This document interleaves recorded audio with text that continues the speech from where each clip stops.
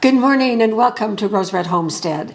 We have a yard crew helping us to winterize our yard, working just outside our window here. We may hear some of their machines, so I'll try to talk loud enough that that you can hear over that if it happens. So today we are going to do Italian chicken pastina soup. I was really intrigued by this recipe. You know, toward the end of the holiday season, which is where we are right now when we are videoing this, I yearn after all the fancy foods we've had for just simple, nourishing, warming soup. And I think that this one is just going to fit the bill. A lot of cultures, well, I don't know about a lot, but several cultures have their own version of the all-healing chicken soup. When you get the flu or when you have a cold, maybe your mother or your grandmother or neighbors or friends bring over a lovely pot of chicken soup. When my first husband was working in the same clinic as a couple of Jewish doctors, and we got to be close with their families, and whenever one of us would get sick, we could count on them bringing over a wonderful pot of chicken soup with matzo balls. Oh, that soup was just to die for. It was very healing because it was so delicious. Now, this is the Italian version. The Italians have this pastina soup, and it is also called, according to the recipe that we're going to use, Italian Nona's Penicillin Soup. So that's Italian grandmother's penicillin soup, so it is an all-healing soup. So I'm going to give you the link to this recipe, and we're going to pretty much follow the directions as they are, and going to make this lovely, lovely soup. And we're going to have some for lunch today. It's cold outside today. Well, it's cold for us. It's down in the 40s. I know some of you are experiencing far worse weather than we are that might call for a warming bowl of soup. But let's just get started. So I have here the ingredients, a couple of our quarts of home canned chicken broth. I have a box of, it calls for pastina, which means little pasta. And you can use any tiny pasta that you would like. I'm going to use a chini di pepe. I hope I pronounced that right. It's very, very, very tiny. It's tinier than BBs. Here we are.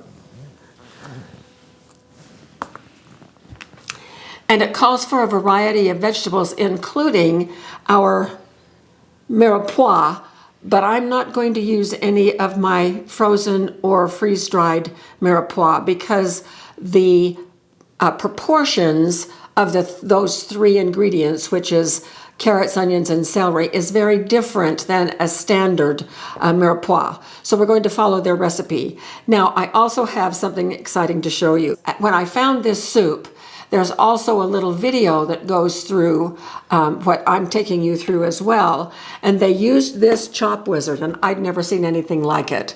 After I just picked this up, and it has a tiny grid right here for dicing, and then it has another grid that you could put in for, I don't know what they call them, the different sizes, a larger and a smaller.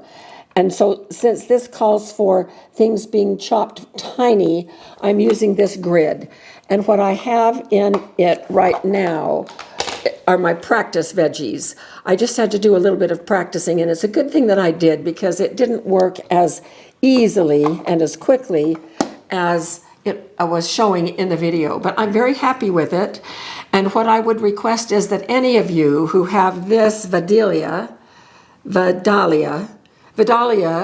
chop wizard to please come on and make a comment about how well you like yours or what it is that I'm doing that might be a little bit better, because this is the first day I'm using this. I just took it out of the box. And if you have a different brand that you also like, please let us know what those are too. We have a learning community. We're not stuck on any one brand.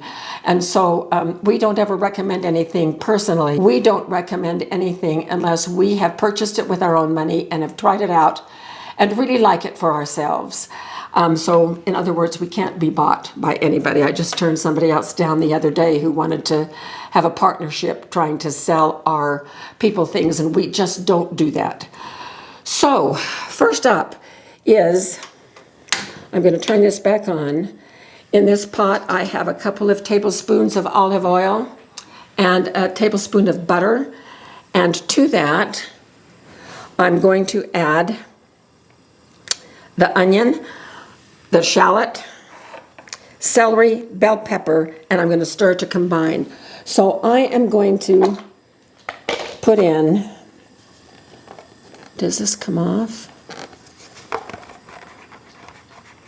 Oh, what the heck. Okay, so I'm just going to put that in because I do have a few carrots. I practiced the carrots and those carrots don't go in yet. So right now I'm going to finish chopping. So I'm going to show you how I do this.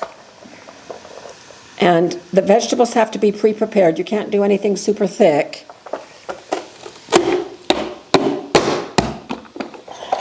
There we go. And so I'm just going to show you all of them except the carrots. We'll come back with the carrots. So here is an onion and one of the shallot pieces. Let's do them. Okay, they went in fine. And then the peppers, yellow peppers, those went very easily. Okay, so let's see if we got those in. Onion, shallot, celery, bell pepper. Okay, so that was an example of how all of these work in there. And so I'm going to go off camera and finish slicing all of these things up and then come back for the next step. All right, here's the last of the carrots, and I didn't show you this cool little fork thingy that will allow you to punch things through if they don't come all the way. I haven't had to use it very much. Okay, and I also figured out that this does indeed come off. And so I'm adding, oh, not yet. Okay, so if you'll take a look right here, one of the things that really appealed to me about this soup was these little teeny tiny dices, which was another reason why I decided to buy that vegetable chopper as well. So next what we're going to do is we're going to add the chicken broth, 2 quarts of chicken broth.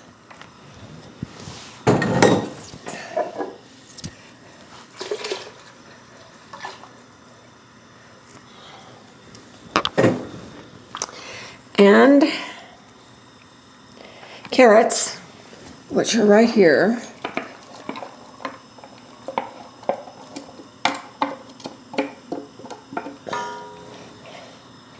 Oh, it's so pretty.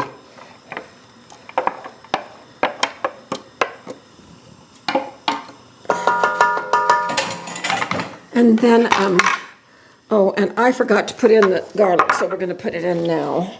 It should have gone in with the onions the last minute or so, but it'll be fine. So there's the garlic. And I have right here a wedge of Parmesan cheese. And the rind end right here, I've cut partially through, and I'm just going to break it off. And we're going to add the Parmesan rind to the soup. And then we're going to cover it, and we're going to let it simmer uncovered. Oops, it says uncovered. We're going to let it simmer for about 20 to 25 minutes, and that will thoroughly cook all the vegetables, including the carrots. And then we will come back when the next step is here. We're back. Jim just made me laugh. So I have been working on grating the cheese because we're going to garnish the soup with that. And I went out to our herb garden and got some fresh rosemary, which I have diced. I'm sure you could probably use crushed, dried rosemary if you like. So now we're going to proceed with what we need to do with this soup. So the first thing we have to do is retrieve about 2 cups of these veggies and move them to a separate bowl. So I think that's probably about 2 cups. And then we are going to, I'm going to turn this off for just a few minutes. And I'm going to take my immersion blender and blend up this soup until it's nice and smooth.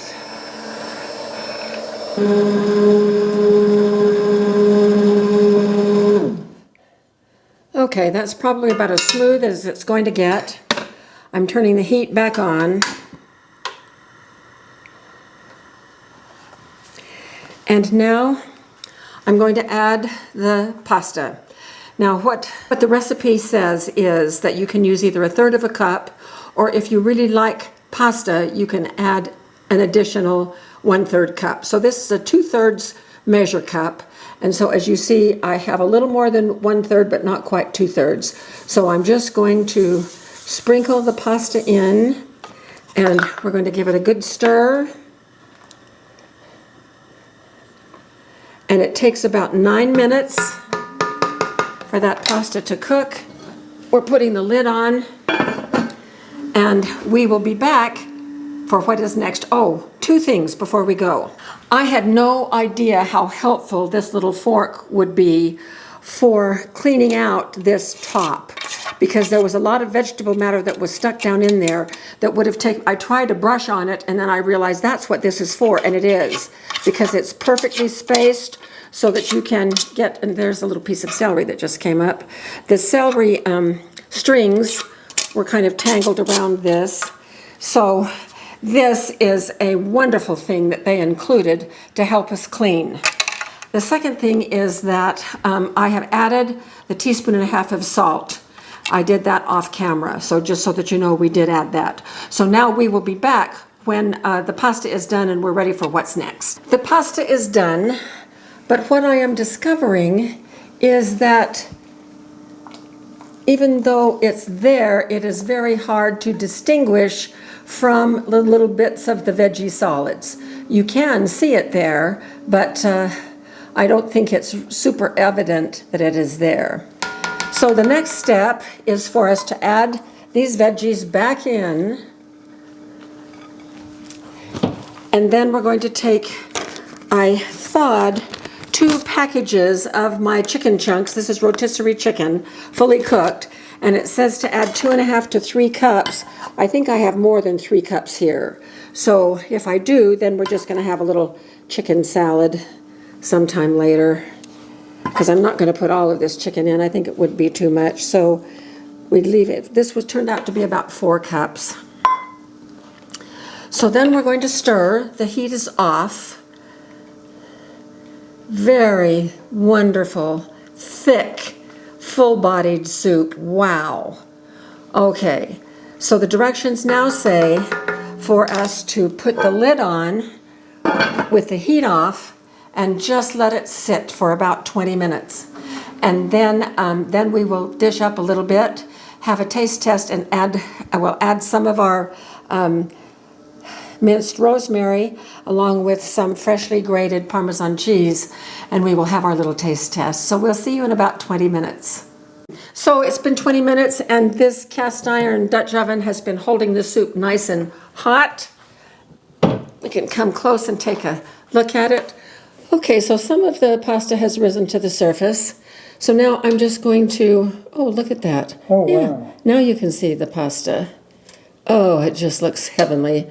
So I have a confession about the Parmesan rind. This is the first time I've used a recipe that has called for a cheese rind like that, and I thought that that darkened edge of that circle, or that wedge, was the rind. Well, I can't find the rind anywhere in there, but I can find little strings of cheese. So it was all cheese. It had just kind of browned on that outside edge, but I bet it's just going to be delicious. So I'm going to just, oh yeah, it's still steamy hot. So for right now, I'm just going to dish a little in there and I ended up putting all the rest of that chicken in. I thought there's plenty of room with all these veggies and everything else for a little more chicken, so I just put that in. So here's a little bite.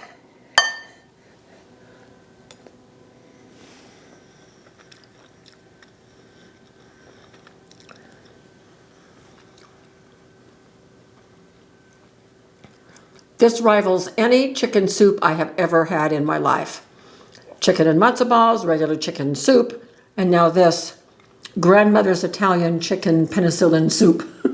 It's wonderful. It is absolutely wonderful.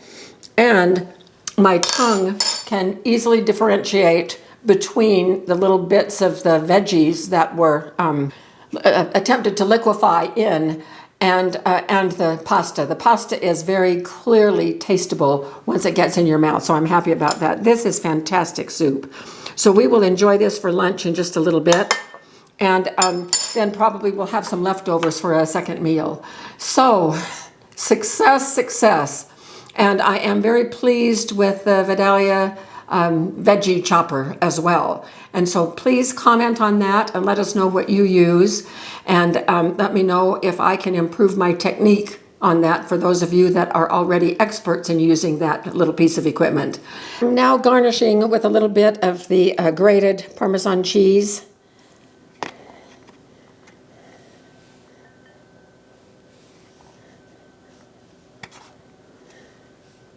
Jim will want more.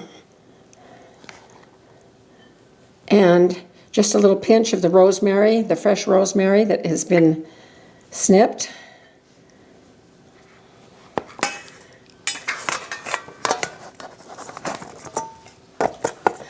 And now we're ready for lunch. Thank you for being with us, and we wish you a wonderful day, and we'll be back very soon with more videos.